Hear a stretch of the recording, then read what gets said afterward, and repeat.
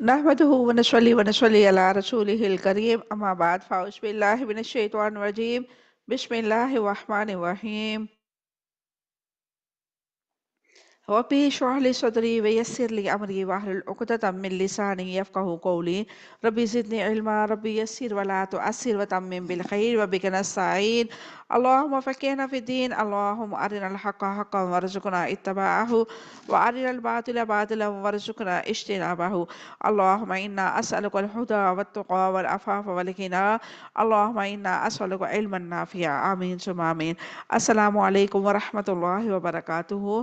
امید کرتی ہوں آپ سب خیر و عافیت سے ہوں گے، ایمان صحت اور تقوی کی بہترین حالتوں میں ہوں گے الحمدللہ۔ اللہ تبارک و تعالیٰ سے دعا ہے کہ اللہ تبارک و تعالیٰ ہم سب سے راضی ہو جائے، ہم سب پہ اپنی رحمتوں کا نزول ہمیشہ بنائے رکھے۔ اللہ تبارک و تعالیٰ اس ماہ رمضان کو ہمارے لیے برکتوں والا، فضیلتوں والا اور رحمتوں والا مہینہ بنا دے اور ہماری زندگیوں کو اپنی اطاعت اور فرما برداری کی طرف پھیر دے، آمین ثم آمین۔ آج رمضان المبارک کا پہلا جمعہ ہے اور حسب معمول ہم جمعے والے دن سب سے پہلے حدیث مبارکہ کو دیکھتے ہیں۔ آج کی حدیث مبارکہ بہت خوبصورت ہے۔ اللہ تبارک و تعالیٰ نے ہمیں نبی کریم صلی اللہ علیہ وسلم کی صورت میں ایک بہترین تحفہ عطا کیا، اور اس تحفے کی سب سے بڑی خصوصیت یہ ہے کہ وہ رحمت للعالمین بن کے آئے، نہ صرف مسلمانوں کے لیے، تمام دنیا کے لیے، تمام عالمین کے لیے رحمت للعالمین بن کے آئے۔ ان کے ہر عمل سے خیر اور برکت انسانوں کے لیے نکلی، ہر عمل سے ہمارے لیے ایک ایسی مثال قائم کی نبی کریم صلی اللہ علیہ وسلم کے افعال نے کہ ہماری زندگیاں اس پہ عمل کرتے ہوئے بہتر سے بہترین ہوتی چلی گئیں۔ جنہوں نے نبی کریم صلی اللہ علیہ وسلم کی سنت کو اپنایا وہ اس دنیا میں بھی سرخرو ہوئے اور آخرت میں بھی اللہ تبارک و تعالیٰ ان کو عزتوں والا مقام عطا کرے گا۔ نبی کریم صلی اللہ علیہ وسلم کی سبھی سنتیں بہت پیاری ہیں، ہم جس کو بھی دیکھ لیں، جس اینگل سے بھی دیکھ لیں، ہمیں اپنے لیے خیر ہی خیر اور بلائی ہی بلائی نظر آتی ہے۔ جیسے کہ آج کی حدیث مبارکہ ہے،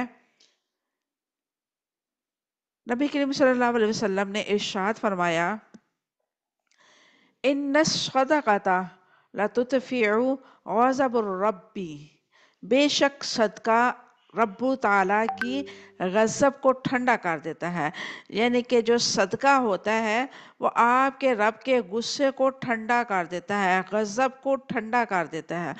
کہ جامعہ ترمذی کی ہے یہ حدیث مبارکہ ہے اور حدیث کا نمبر ہے 664۔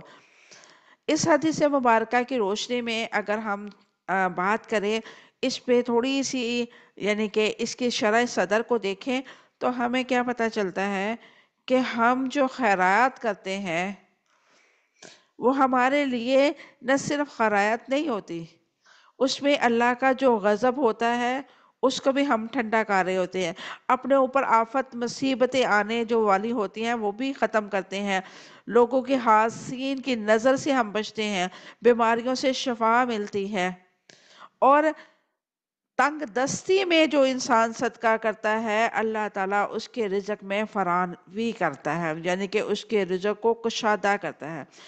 اکثر خواتین کہتی ہیں ہمارے حالات بہت تنگ ہیں۔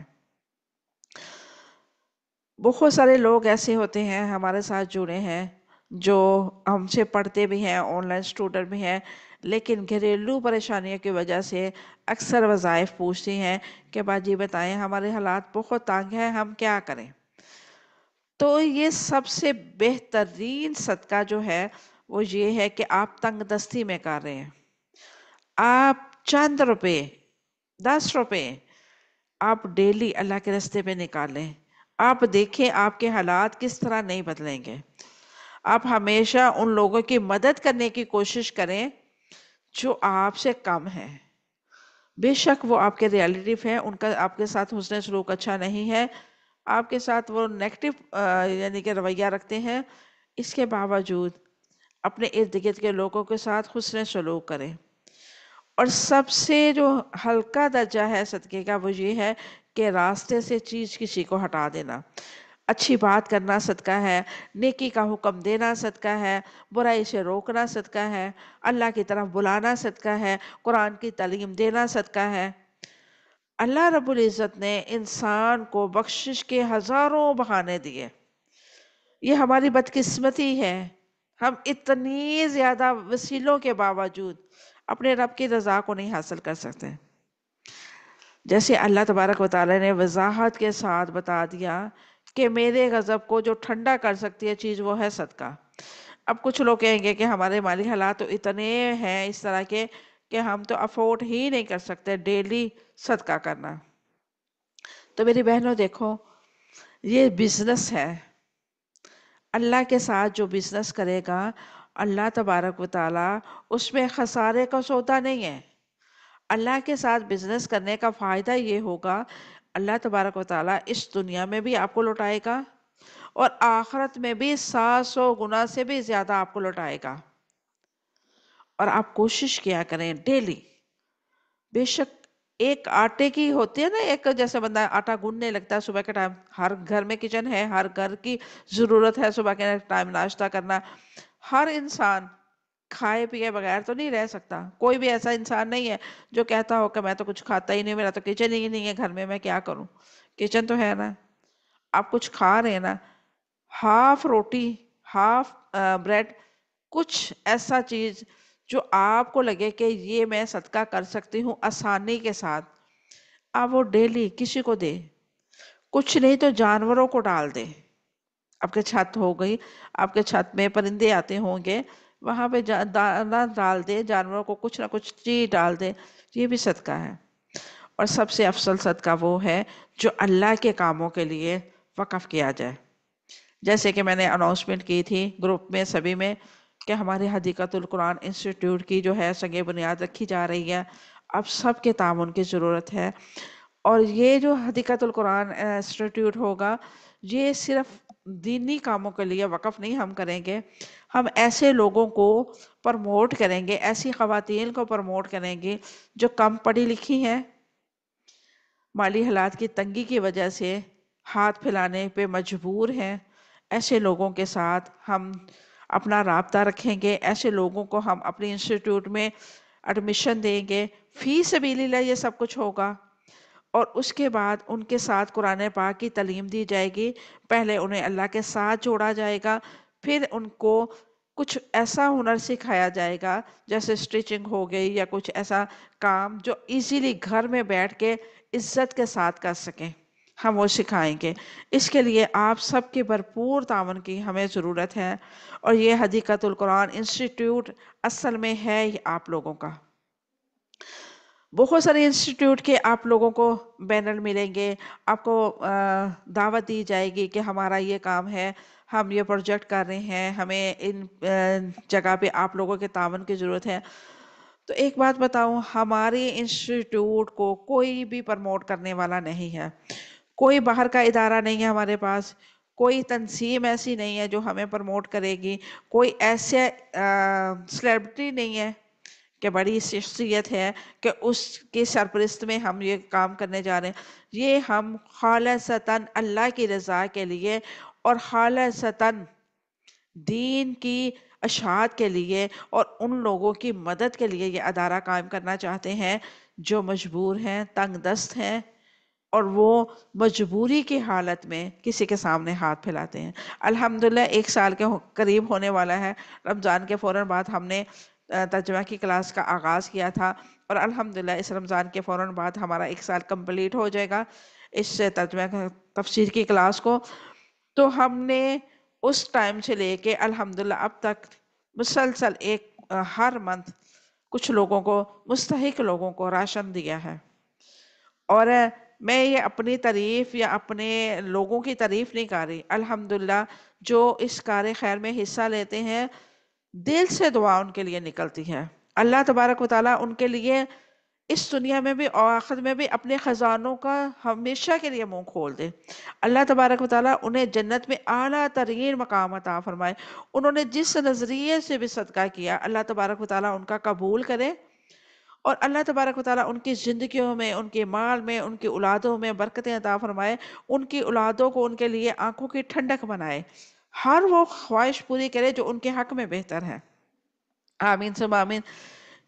ان لوگوں نے میرے ساتھ اتنا تعاون کیا، الحمدللہ چند ایک لوگ ہیں، ہماری کوئی بہت بڑی تنظیم نہیں ہے، چند ایک لوگ ہیں جس کو لے کے ہم نے الحمدللہ اب تک 5 شادیاں کی بچیوں کی، 3 شادیاں مزید ہم نے کرنی ہے عید کے فوراً بعد، اس کے لیے بھی آپ لوگوں کی مدد کی ضرورت ہے۔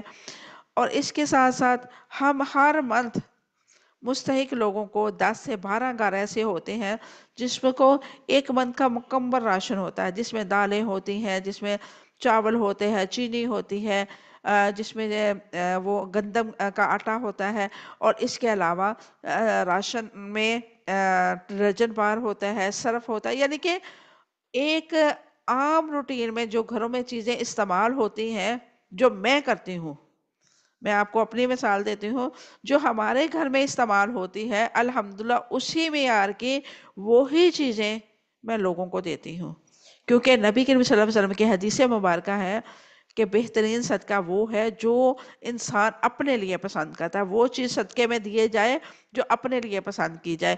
تو میں جو اپنے گھر کے لیے یعنی کہ راشن لے کے آتی ہوں یا منگواتی ہوں، تو میری کوشش یہ ہوتی ہے کہ میں بھی وہی لوگوں تک پہنچاؤں۔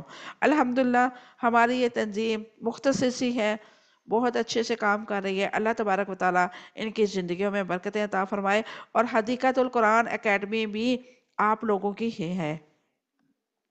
میں نے یہ سوچا کہ ہم لوگ دنیا میں بہت کچھ کرتے ہیں، بہت سارے ایسے کام ہیں جو نہ چاہتے ہوئے بھی ہم کرنا پڑتے ہیں، پیسے لاکھوں لگاتے ہیں، کیوں نہ ہم اپنی آخرت کے لیے کچھ یہاں پہ دنیا میں سیو کر دیں، تاکہ ہمارے بعد اس انسٹیٹیوٹ میں جو بھی پڑھے، یہاں پہ جو قرآن کو کھولے، جو نماز پڑھے، جو اللہ کا ذکر کرے، جو ہنر سیکھے، جو روزگار حلال طریقے سے کمائے، ان سب کے عمل میں ہمارا حصہ بھی ہو، تو یہ سودا بہت ہی کامیاب ہے اور بہت ہی پروفٹ والا ہے۔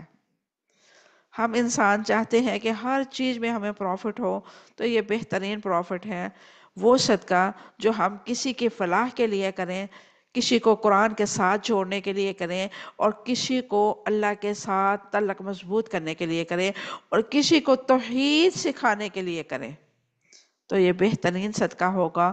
اور 100% یقین کے ساتھ کہتی ہوں، مجھے میرے رب پہ پورا یقین ہے، اللہ تبارک و تعالی ہماری کوششوں کو ضرور قبول فرمائے گا، کیونکہ ہماری نیتیں اللہ تعالیٰ جانتا ہے، خالص اس کی رضا ہے، اس کی خوشنودی ہے، اور یہ انسٹیٹیوٹ ہم سب اپنے والدین کے نام پہ وقف کریں گے۔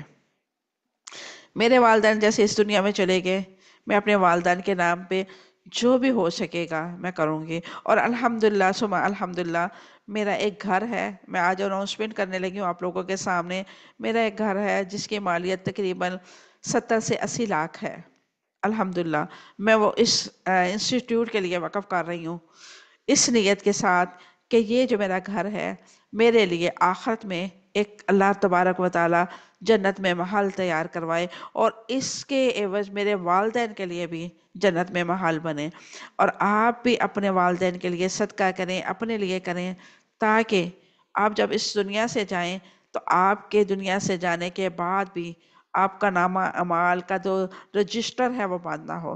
نبی کریم صلی اللہ علیہ وسلم کی حدیث مبارکہ کا مفہوم ہے کہ انسان جب دنیا سے چلا جاتا ہے تو اس کے ساتھ جو چیزیں جاتی ہیں وہ اس کے اعمال ہوتے ہیں، وہ صدقہ جاریہ ہوتا ہے جو دنیا میں وہ چھوڑ جاتا ہے، بہترین اولاد جن کو وہ دین کے راستے پہ چلائے، یا وہ صدقہ جو اس نے کسی ایسی جگہ پہ لگایا ہے جو اس کا یعنی کہ ایک ایسا صدقہ جاریہ جو مسلسل استعمال ہو رہا ہے، کسی مساجد میں کچھ چیز رکھوا دی، کسی مدارس میں کچھ کام کروا دیا۔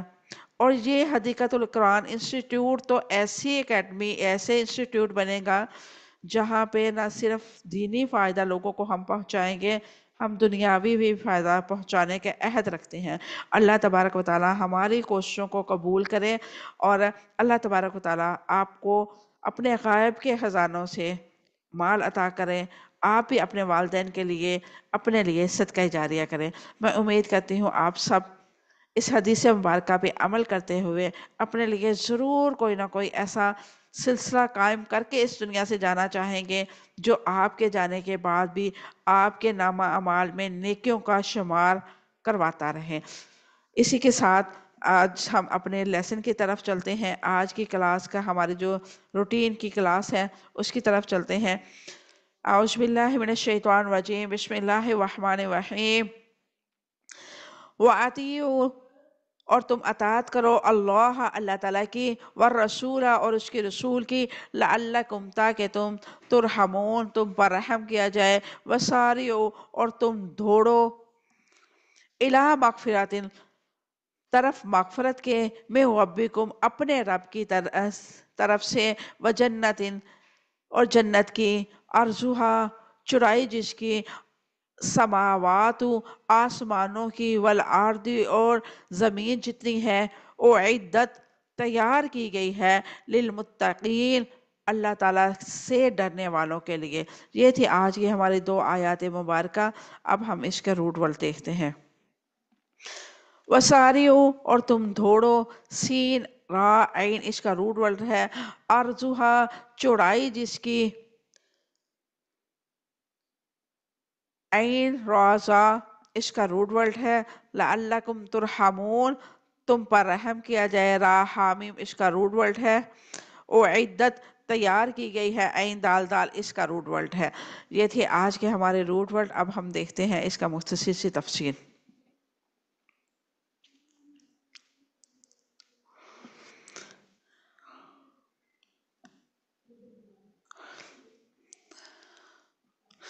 وسارعوا الی مغفرۃ وَأَطِیعُوا اللَّهَ وَأَطِیعُوا اللَّهَ وَالرَّسُولَ لَعَلَّکُمْ تُفْلِحُونَ، اور اللہ تعالیٰ کی اطاعت کرو، اللہ کی اور اس کے رسول کی اطاعت کرو تاکہ تم پر رحم کیا جائے۔ وَأَطِیعُوا اللَّهَ وَالرَّسُولَ، اور اللہ تعالیٰ اور اس کی اطاعت کرو۔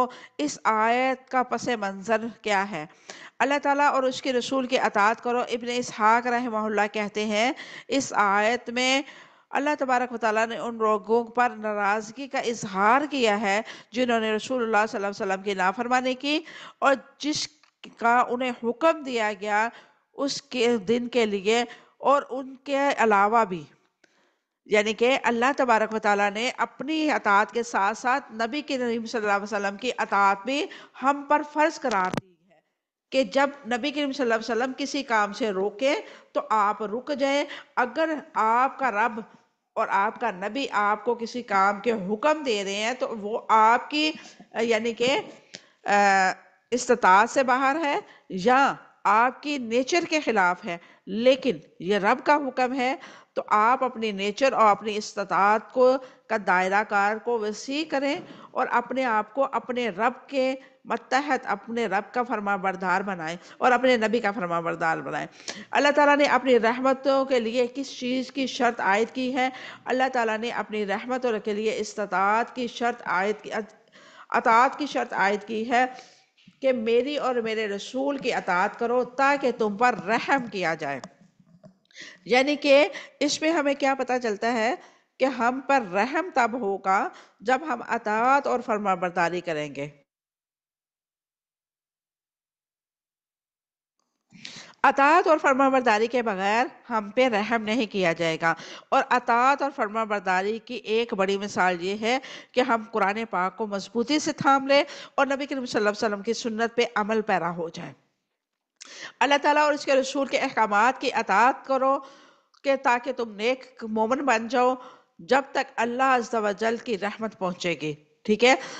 اللہ تعالیٰ اور اس کے رسول کی اطاعت کے نتیجے میں فرمایا لعلکم ترحمون، تاکہ تم پر رحم کیا جائے۔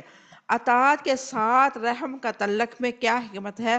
ایک مسلمان نے اللہ تعالیٰ اور اس کے رسول کی اطاعت اور کی تو ہر حال میں کرنی ہے، لیکن سودی کاروبار کے روکنے کے بعد ان پر رحمت کے ذکر کا حکمت ہے۔ یعنی کہ تم اپنے کاروبار کو پاک کر لو گے سود سے تو اللہ تعالیٰ تم پہ راضی ہو جائے گا، تم پہ رحمتوں کا نزول ہوگا۔ اور یاد رکھیں جب ہم اپنے رب کے لیے کوئی کام چھوڑ دیتے ہیں تو جو کام چھوڑا ہوتا ہے اس کے نعم البدل میں اللہ تبارک و تعالیٰ آپ کو کوئی اور ایسا چیز عطا کرتا ہے جس میں وہ جو آپ کو لگتا ہے نا یہ چیز چھوڑ دی ہے تو یہ میرے لیے مشکل ہے، اب میں کیا کروں گی، اس کے نیبر بدل میں اللہ تبارک و تعالیٰ آپ کو ایسی چیز عطا کرتا ہے جو اس سے بڑھ کے اچھی ہوتی ہے۔ تو جب سودی کاروبار انسان چھوڑتا ہے، ایسے کام کو چھوڑتا ہے، تو اللہ تبارک و تعالیٰ اس کے حلال مال میں برکت عطا فرماتا ہے۔ کبھی ایسے معاشرے میں جہاں سود زادی کا کاروبار اللہ تعالیٰ اور اس کے رسول کی اطاعت کا ممکن نہیں رہتا، سود کھانے والے کے دل میں اللہ تعالیٰ کی اطاعت اور رسول کی اطاعت کا جذبہ ہی باقی نہیں رہتا۔ سود کا کاروبار کو روکنے کے لیے یہ واضح کیا گیا ہے کہ اللہ تم پر اپنی رحمت کر سکتا ہے اگر تم اطاعت کے طریقے پر آ جاؤ۔ اللہ تعالیٰ اور اس کے رسول کی صلی اللہ علیہ وسلم کی اطاعت کی صورت پر ہر انسان پر رحم کیا جائے گا۔ وَسَارِعُوا إِلَىٰ مَغْفِرَةٍ مِّن رَّبِّكُمْ وَجَنَّةٍ عَرْضُهَا السَّمَاوَاتُ وَالْأَرْضُ أُعِدَّتْ لِلْمُتَّقِينَ۔ تم اپنے رب کی مغفرت اور جنت کی طرف دوڑو جس کی وسعت آسمانوں اور زمین جتنی ہے، جو اللہ تعالیٰ سے ڈرنے والوں کے لیے تیار کی گئی ہے۔ وَسَارِعُوا إِلَىٰ مَغْفِرَةٍ مِّن رَّبِّكُمْ وَجَنَّةٍ اپنے رب کی مغفرت اور جنت کی طرف دوڑو۔ اللہ تعالیٰ نے جنت اور مغفرت کے لیے جلدی کرنے کا حکم کیوں دیا؟ اللہ تعالیٰ نے ہلاکت اور بربادی سے بچنے کے لیے جنت اور مغفرت کے لیے جلدی کرنے کا حکم دیا۔ انسان مال اور دولت کے لیے بھاگ دوڑ کرتا ہے، لپکتا ہے۔ اللہ تعالیٰ نے اس بھاگ دوڑ کا رخ جنت اور مغفرت کی طرف کیا ہے تاکہ مال اور دولت کے پیچھے لگ کر انسان اپنی آخرت برباد کرنے سے بچے۔ سعید بن جریر رحمہ اللہ نے اللہ تعالیٰ کے قول وساریعو کے بارے میں کہا ہے، اس سے مراد نیک اعمال میں جلدی کرو ہے، اس چیز میں جلدی کرو جو تمہیں مغفرت کا مستحق بنا دے، جیسے کہ اسلام، توبہ اور اخلاص۔ سیدنا ابو ہریرہ رضی اللہ تعالیٰ عنہ فرماتے ہیں کہ رسول اللہ صلی اللہ علیہ وسلم نے فرمایا، طریق رات کے ٹکڑوں کی طرح فتنوں کو واقع ہونے سے پہلے تم نے ایک اعمال کی جلدی کرو۔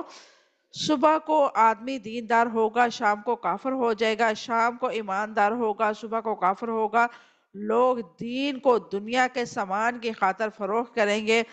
ابو سروعہ بن عقبہ بن حارث رضی اللہ تعالیٰ عنہ بیان کرتے ہیں کہ میں نے نبی کریم صلی اللہ علیہ وسلم کے پیچھے مدینہ میں عصر کی نماز پڑھی، پس آپ صلی اللہ علیہ وسلم نے سلام پھیرا اور نہایت تیزی سے اٹھ کھڑے ہوئے اور لوگوں کے گردنوں کو پھلانگتے ہوئے اپنی بیویوں میں سے کسی کے حجرے کی طرف تشریف لے گئے۔ لوگ آپ صلی اللہ علیہ وسلم کی اس تیز رفتاری سے گھبرا گئے۔ تھوڑی دیر بعد آپ صلی اللہ علیہ وسلم واپس تشریف لائے تو دیکھا کہ لوگ آپ صلی اللہ علیہ وسلم کی تیز رفتاری پر تعجب کر رہے ہیں، تو آپ صلی اللہ علیہ وسلم نے فرمایا، مجھے یاد آیا تھا کہ ہمارے گھر میں سونے یا چاندی کی ڈلی کا کچھ حصہ ہے، مجھے یہ چیز اچھی نہیں لگی کہ یہ ڈلی مجھے اللہ تعالیٰ کی یاد سے دور کر دے، اس لیے میں نے جلدی جلدی جا کے اس کو تقسیم کرنے کا حکم کر دیا۔ جابر بن عبداللہ انصاری رضی اللہ تعالیٰ عنہ سے سنا، انہوں نے بیان کیا کہ ایک صحابی نے رسول اللہ صلی اللہ علیہ وسلم سے غزوہ احد کے موقع پر پوچھا، یا رسول اللہ صلی اللہ علیہ وسلم اگر میں قتل کر دیا جاؤں تو میں کہاں جاؤں گا؟ حضور صلی اللہ علیہ وسلم نے فرمایا، جنت میں۔ انہوں نے کھجور پھینک دی اور ان کے ہاتھ میں تھی اور لڑنے لگے یہاں تک کہ شہید ہو گئے۔ سیدنا انس رضی اللہ تعالیٰ عنہ سے روایت ہے کہ رسول اللہ صلی اللہ علیہ وسلم غزوہ احد کے دن ایک تلوار لے کر فرمایا، مجھ سے تلوار کون لے گا؟ پس صحابہ کرام رضوان اللہ علیہم اجمعین نے اپنے ہاتھوں کو یہ کہتے ہوئے دراز کیا، میں آپ صلی اللہ علیہ وسلم نے فرمایا، اس کا حقدار کرنے کا شرط کون پورا کرے گا، یعنی کہ کون اس پہ پورا ہوتا تھا؟ یہ سنتے ہی سب پیچھے ہٹ گئے۔ سیدنا سماک بن خرشہ ابو دجانہ رضی اللہ تعالیٰ عنہ نے عرض کیا، میں اسے اس کا حق ادا کرنے کی شرط پر لیتا ہوں۔ پس انہوں نے تلوار لے لی، انہوں نے اس کے ساتھ مشرکین کے کھوپڑیاں کھول دی۔ صحیح مسلم حدیث نمبر 6353۔ وساریعو اور اللہ تعالیٰ کی طرف دوڑو۔ اللہ تعالیٰ کے راستے پہ چلنے کی بجائے جلدی کرنے کا حکم دیا گیا ہے، یعنی کہ آپ کے پاس اگر کوئی بھی اللہ کا حکم آتا ہے تو آپ جلدی سے اس پہ عمل کرنے والے بن جاؤ۔ جیسے کہ اذان ہوئی، مؤذن نے جیسے اذان کہی فوراً آپ جائے نماز پہ کھڑے، جو کوئی بھی کام کر رہے ہیں آپ چھوڑ دیں، جائے نماز پہ کھڑے ہو جائیں۔ اسی طرح کوئی حکم اور آ گیا ہے، پردے کا حکم ہے، صدقے کا حکم ہے، آپ فوراً سے پہلے سارے کام دنیا کے چھوڑیں، کہیں یہ حکم پہلے ہے، یہ میں پورا کروں پھر میں دوسرا کرتی ہوں۔ اللہ رب العزت نے فرمایا ہے فَاسْتَبِقُوا الْخَيْرَاتِ، سو نیکی میں ایک دوسرے سے آگے بڑھ جاؤ، یعنی کہ آپ کے اندر یہ جذبہ پیدا ہو جائے کہ ہم نے نیکیوں میں سبقت لے جانی ہے، وَالسَّابِقُونَ الْأَوَّلُونَ میں شامل ہونا ہے۔ اور جو نیکیوں میں سبقت لے جاتا ہے، جس کا یہ ذہن ہوتا ہے کہ سب سے پہلے میں کلاس جوائن کروں، جیسے ہی لنک آئے آپ کے گروپ میں فوراً کلاس میں آ جائے، تو یہ والسابقون الاولون ہے۔ جیسے ہی اذان کی آواز سنیں سارے کام چھوڑ کے آپ جائے نماز پہ کھڑے ہو جائیں، والسابقون الاولون ہے۔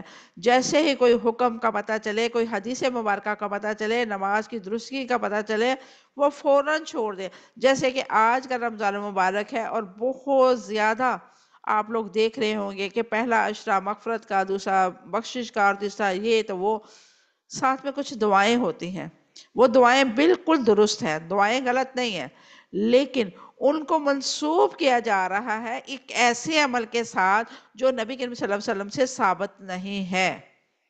تو ایسی چیزوں کو اوائڈ کریں، جہاں پہ آپ کو نبی کریم صلی اللہ علیہ وسلم کی سنت کے مطابق عمل نظر آ رہا ہے اس کو اپنائیں۔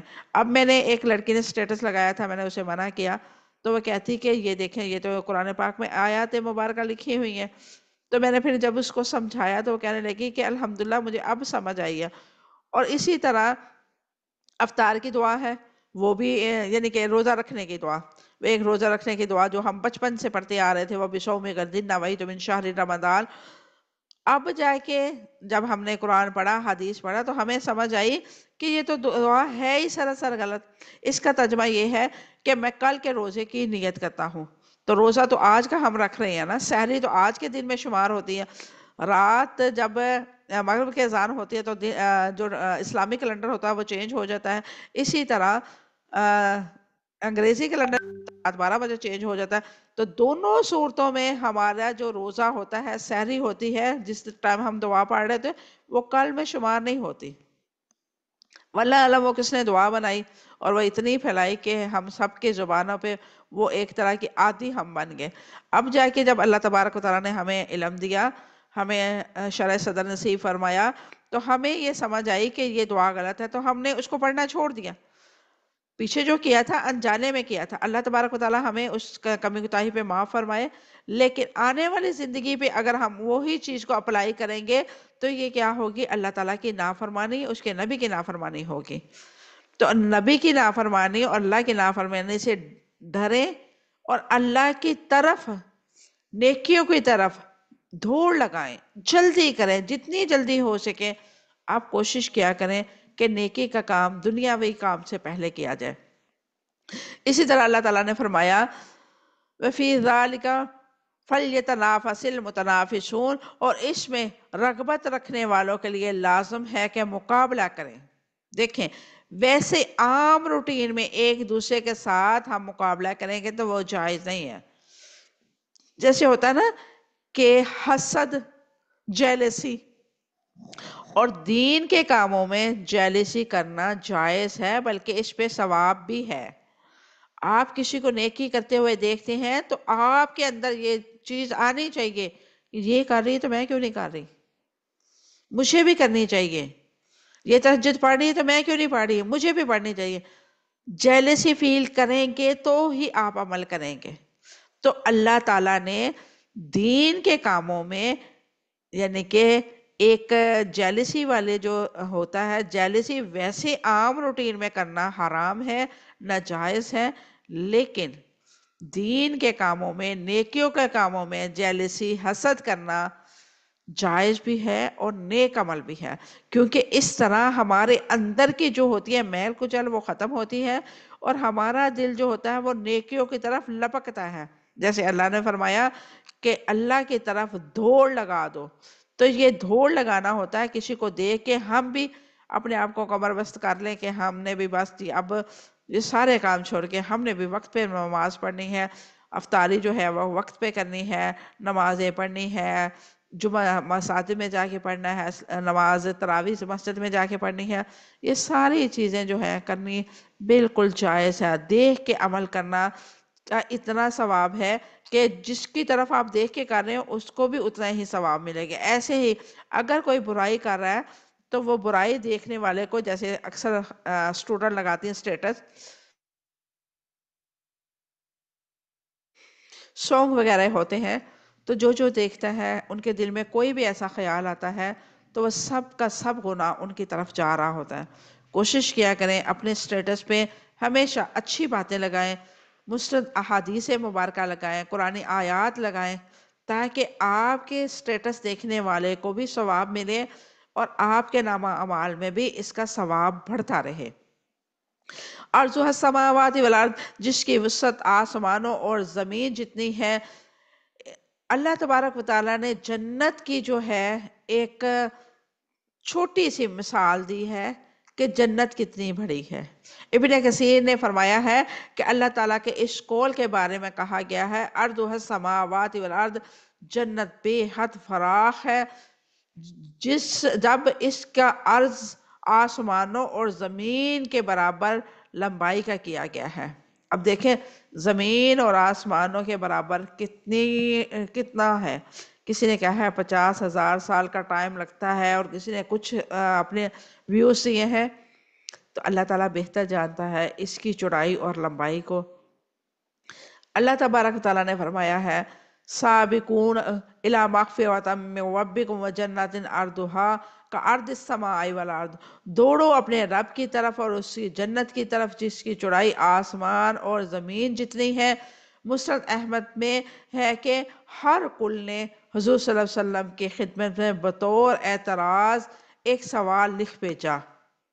ہرکل ایک ملکہ بادشاہ تھا، اس نے ایک سوال لکھ کے بھیجا، آپ مجھے جنت کی دعوت دے رہے ہیں جس کی چوڑائی آسمانوں اور زمین کے برابر ہے، تو یہ بتائیں کہ پھر جہنم کہاں ہے؟ رسول اللہ صلی اللہ علیہ وسلم نے فرمایا سبحان اللہ، جس دن آتا ہے، جب دن آتا ہے تو رات کہاں جاتی ہے؟ اللہ کے نبی نے ان کو جواب میں یہ میسج کیا، جو جواب میں رپلائی کیا کہ جب دن آتا ہے تو رات کہاں جاتی ہے، جب رات آتی ہے تو دن کہاں جاتا ہے۔ اسی طرح جنت اور جہنم کا بھی سلسلہ ایسا ہی ہے۔ جن کے لیے جنت ہے ان کے لیے ساری دنیا جنت ہے، اور جن کے لیے جہنم ہے ان کے لیے ساری دنیا جہنم ہے۔ اعدت للمتقین، جو اللہ تعالیٰ سے ڈرنے والوں کے لیے تیار کی گئی ہے، یعنی کہ جو اس وقت موجود ہے۔ اس آیت کے توسط سے یہ معلوم ہو چکا ہے کہ جنت اور دوزخ تیار کی جا چکی ہے، اور ان میں ان لوگوں کا رد ہے جو اس بات کے قائل نہیں ہے۔ اللہ تعالیٰ نے ڈرانے والوں کے لیے متقی وہ ہے جو واجب کو ترک کر کے اور ناحرام کام کا انجام دے، اللہ تعالیٰ کی نافرمانی نہ کرے۔ اللہ تعالیٰ اگر اس کو کوئی گناہ سرزد ہو جائے تو فوراً توبہ کو کر لے۔ یقیناً جنت متقیوں کا حق ہے جو اللہ تعالیٰ کے ڈرنے والوں کے لیے تیار کی گئی ہے۔ جنت کا راستہ مغفرت اور خطا بخشش کا راستہ ہے، اس لیے مومن کو کس بات پر کس یقین کی ضرورت ہے؟ اس لیے مومن کو اللہ تعالیٰ کے وعدوں پر یقین کی ضرورت ہے کہ میرے رب کا وعدہ بالکل سچا ہے، میرا رب اپنے وعدے کے خلاف نہیں کرنے والا، اور اللہ تعالیٰ ہمیشہ اپنے بندوں کو بہت ساری چیزوں سے آزماتا ہے، اور اس میں سے ایک ایسی چیز بھی ہوتی ہے کہ انسان کی عقل دنگ رہ جاتی ہے، اور جب اس کا اجر اسے ملتا ہے تو وہ حیران اور خوش ہو کے سجدہ ریز ہو جاتا ہے کہ یا اللہ میں کبھی سوچ بھی نہیں سکتا تھا تو مجھے اس قدر عطا کرے گا، الحمدللہ۔ اور آپ لوگ بھی اس ٹائم اس کلاس میں موجود ہیں، اللہ کا شکر ادا کریں۔ اللہ تبارک و تعالیٰ نے آپ کو اپنے دین کے لیے چنا ہے، آپ نیکی کرنے والوں میں سبقت لے جانے والوں میں شمار ہیں۔ دیکھیں ہمارے بہت سارے اسٹوڈنٹ ہیں، واٹس ایپ پہ بھی ہیں، ویسے بھی ہیں۔ آپ لوگ یہاں پہ چند ایک جو ہیں وہ سب اسٹوڈنٹ پہ کہنے کے بھاری ہیں۔ اللہ تبارک و تعالیٰ آپ کا یہاں پہ آنا قبول و منظور کرے، اللہ تبارک و تعالیٰ آپ کو استقامت دے، آپ نیکیوں میں ہمیشہ سبقت لے جانے والے بن جائیں، آمین ثم آمین۔ اللہ تعالیٰ کی آگ پر یقین کی ضرورت ہے، اللہ تعالیٰ کی رحمت کی امید پر ضرورت ہے، اس یقین کے ساتھ کہ انسان جنت کے راستے پہ گامزن ہو سکتا ہے۔ مومن کے اندر اس یقین کی وجہ کون سا رویہ پیدا کرتا ہے؟ اس یقین کی وجہ سے مومن کے اندر جو رویہ پیدا ہوتا ہے اس کا تذکرہ اگلی آیات مبارکہ میں کیا گیا ہے۔ اللہ تعالیٰ کی راہ میں ہر حال میں مال خرچ کرنا، خواہ بدحال ہو یا خوشحالی ہو، اپنے غصے کو پینا اور دوسرے کو معاف کر دینا، فحش کام سرزد ہو جائے یا کسی گناہ کا ارتکاب کر بیٹھے یا اپنے اوپر ظلم کرے تو فوراً اللہ تعالیٰ کی یاد کرنا، اپنے گناہوں پر استغفار کرنا، جان بوجھ کر گناہ پر اصرار نہ کرنا۔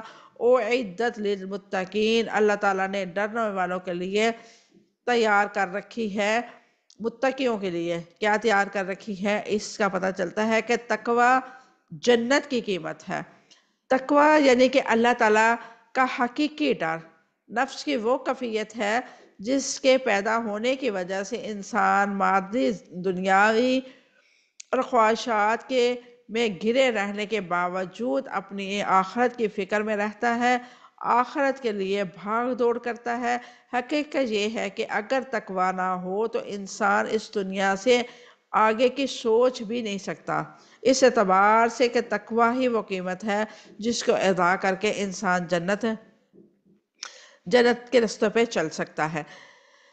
یہ تھی آج کی ہماری آیت مبارکہ، جس سے ہمیں پتہ چلتا ہے کہ اللہ تبارک و تعالیٰ نے جنت کی قیمت جو رکھی ہے وہ تقوی ہے۔ اور تقوی کس کو کہتے ہیں؟ کہ آپ کی تنہائیاں پاک ہوں۔ چھوٹی سی مثال، دنیا میں انسان بہت سارے ہیں جو بڑے ہی نمازی، بڑے ہی پرہیزگار، بڑے ہی اللہ والے، لیکن تنہائیاں پاک نہیں ہیں۔ اور اللہ تبارک و تعالیٰ فرماتا ہے ایسے انسان کے اعمال میں ان کے منہ پہ مار دوں گا روز قیامت، اور منہ کے بال ان کو جہنم میں پھینک دیا جائے گا۔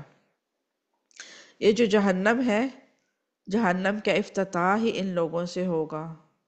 سب سے پہلے حافظ قرآن کو بلایا جائے گا اور اس سے پوچھا جائے گا کہ کیا کر کے آئے؟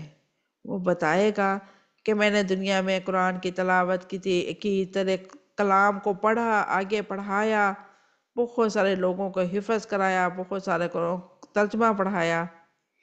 اللہ تبارک و تعالیٰ فرمائے گا تو جھوٹ کہتا ہے، تو نے تو یہ اس لیے کیا کہ لوگ تمہاری آواز سن کے کہیں کہ واہ کس قدر خوبصورت آواز ہے، اور تجھے لوگ حافظ صاحب کہہ کے پکاریں، وہ تمہارے ساتھ ہم نے کر دیا۔ یعنی کہ تو جو چاہتا تھا دنیا میں تجھے وہ مل گیا، آخرت میں تیرا کوئی حصہ نہیں ہے۔ اللہ تبارک و تعالیٰ اسے منہ کے بل اس کے فرشتے گھسیٹتے ہوئے اسے جہنم میں پھینک دیں گے۔ تو جہنم کا افتتاح کرنے والا کون ہوگا؟ ریاکار، ایک ایسا انسان جو ساری زندگی یہ سوچ کے کام کرتا رہا کہ میں یہ عمل کروں گی تو میرے جو لوگ ہیں، میرے رشتہ دار ہیں، سب کہیں گے کہ یہ تو بہت نیک اور اللہ والی ہو گئی۔ جب بھی کوئی نیکی کرے اللہ سے ڈرے۔ اسی طرح ایک عالم دین کو بلایا جائے گا، اس سے بھی یہی سوال ہوں گے، اس کے ساتھ بھی یہی معاملہ ہوگا۔ پھر شہید کو بلایا جائے گا، اس کے ساتھ بھی یہی سوال ہوں گے، اس کے ساتھ بھی وہی معاملہ ہوگا کہ تو نے دنیا کی شہرت کے لیے، کہ لوگ تجھے بہادر کہیں، لوگوں نے تمہارے قصیدے پڑھے، لوگوں نے تمہیں بہادر سمجھ لیا، آخرت میں تمہارا کوئی حصہ نہیں ہے۔ تو اس سے ہمیں پتہ چلتا ہے کہ متقی انسان وہ ہوتا ہے جس کی تنہائی پاک ہو، جو اپنے رب سے ڈرتے ہوئے اپنے نفس کو ہمیشہ کنٹرول میں رکھنے کی کوشش کرے۔ اگر اس سے کوئی گناہ ہو جائے، کوئی کمی کوتاہی ہو جائے تو وہ فوراً ہی اپنے رب سے رجوع کرے، فوراً اپنے رب سے معافی مانگے، سچے دل سے توبہ کرے، گڑ گڑا کے توبہ کرے، اور دوبارہ نہ وہ کام کرنے کا پرومس کرے۔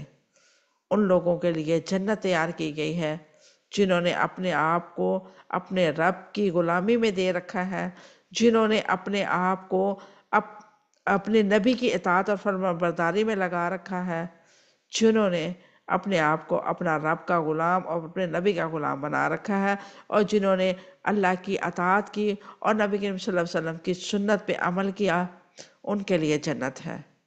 آپ دوسرے کاموں میں لگے رہیں، جنت تو ملے گی، شاید وہ درجہ نہ ملے جو اطاعت اور فرما برداری کرنے والوں کو ملے گا۔